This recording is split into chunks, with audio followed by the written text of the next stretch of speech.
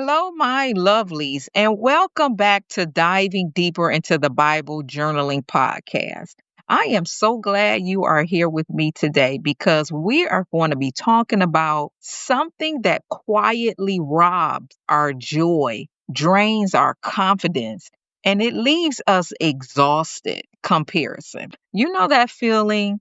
Scrolling through social media and suddenly questioning your worth because someone else seems more put together, more successful, and more spiritual. Yeah, me too. So I remember a season when I was doing all the right things, Bible studies, journaling, showing up for others, but deep down, I felt small. Every time I saw another woman doing something I wanted to do, I didn't celebrate her. I secretly compared myself and came up short. It wasn't until the Holy Spirit whispered one morning during my quiet time. He said, "Daughter, I didn't call you to compete. I called you to complete what I've started in you."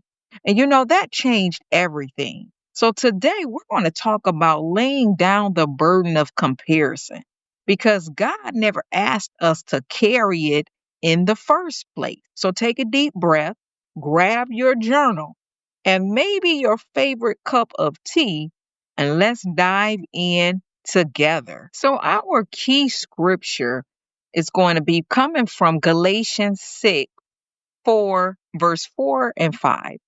Each one should test their own actions. Then they can take pride in themselves alone without comparing themselves to someone else, for each one should carry their own load. Let's start right there. Each one should carry their own load. That means you and me, you and I, are responsible for walking faithfully in our calling, not someone else's. When we compare, we shift our focus from calling to competition. And that's where the peace starts to slip away. So, one of our key words is going to be comparison.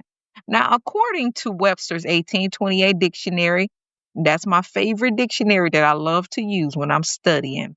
The word comparison here means the act of examining two or more things to discover their difference or likeness.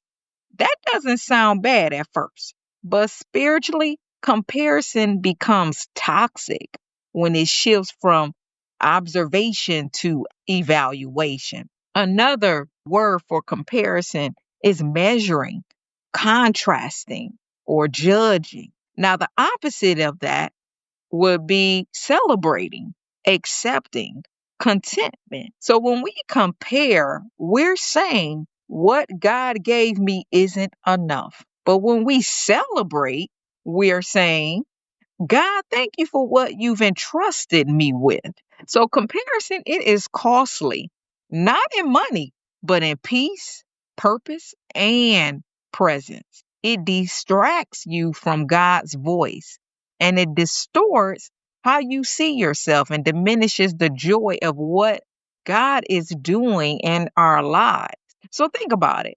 When you compare your journey to someone else's, you're trying to run their race while holding your burden. No wonder we're tired, right? So God didn't design us to carry someone else's load. He designed us to walk in the lane He handcrafted just for you and me. We got a handcrafted lane that God has presented before us, and He expects for us to walk in our own lane. So, how do we cast comparison instead of carrying it? Here are three steps for us to help us to realign our focus. The first one is we want to name it. I want us to be honest about where that comparison shows up. So I want you to write down, say it out loud. God can't heal what we hide. So our journaling prompt here would be, where am I tempted to compare my journey? And what does that reveal about my heart? I know for me, in comparison, what where someone else has reached in their journey compared to where I'm at. And so I want you to look at where has that been for you. And then another step, refocus it. When you catch yourself comparing, turn it into gratitude instead of she's so much better at that. Maybe try saying, God, thank you for how you're using her. And thank you for what you're doing in me. And then the last step here is we want to replace it. Fill your thoughts with God's truth. Now, Romans 12:2 says, it reminds us to renew our minds, replace the lie of I'm not enough with God says I'm chosen, I'm capable, and complete in Him. So, our three steps, we want to name it, we want to refocus it, and then we want to replace it.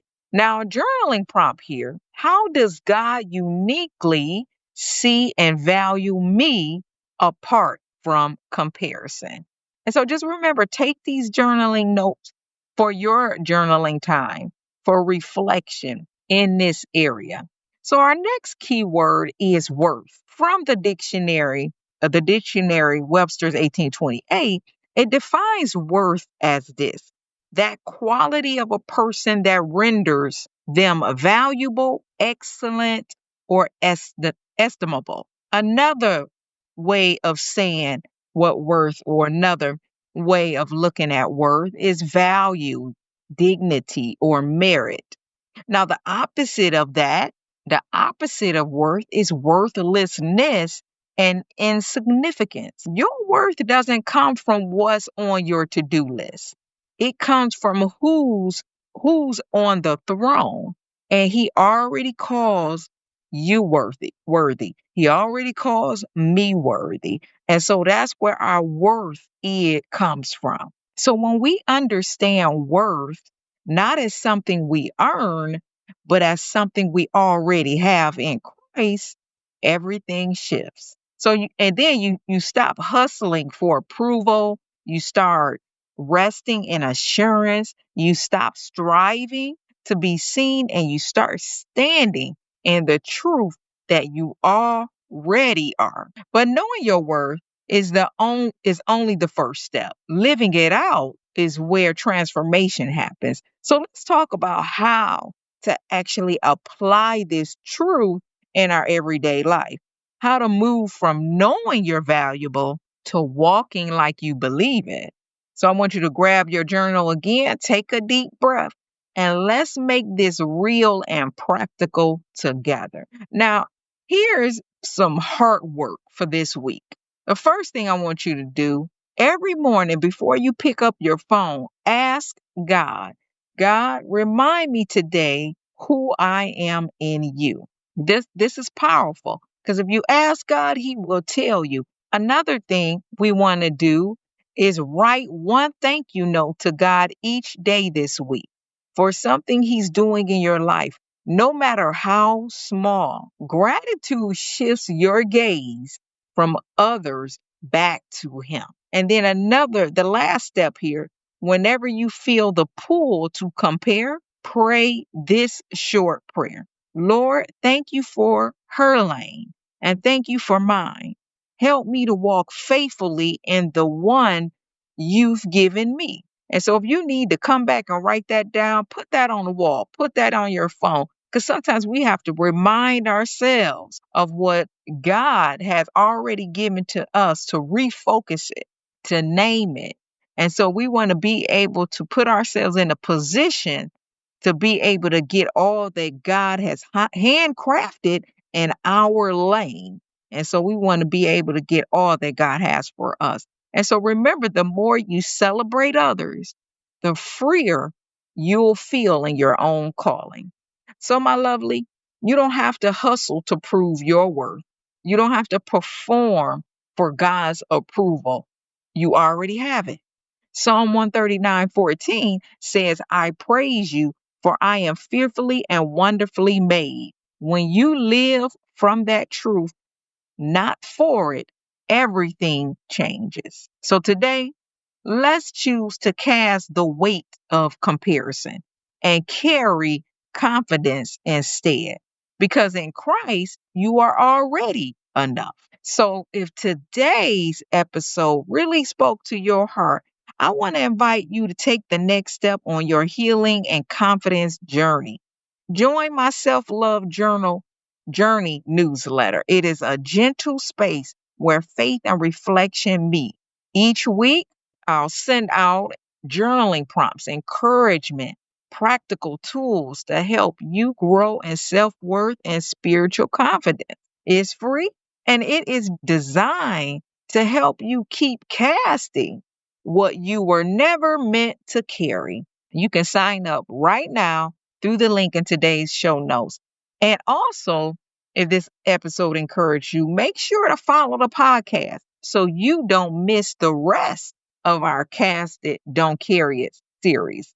And I love to hear how God is working in your story. So tag me on Instagram at With God Her Story and share a snapshot of your journaling moment or favorite takeaway from today's episode. This is the first episode of our 3-part Cast It, Don't Carry It series. Next week, we're going to go even deeper with episode 2, Cast It, Don't Carry It, Breaking Free from Past Hurts, where we'll talk about releasing emotional wounds and walking in healing.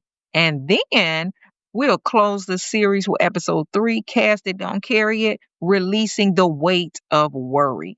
A powerful conversation on finding peace in the middle of life's uncertainties. So make sure you're following, subscribe, and sign up for the newsletter because this is your season to let go, lean in, and live free. Until next time, remember you don't have to carry what God's already asked you to cast.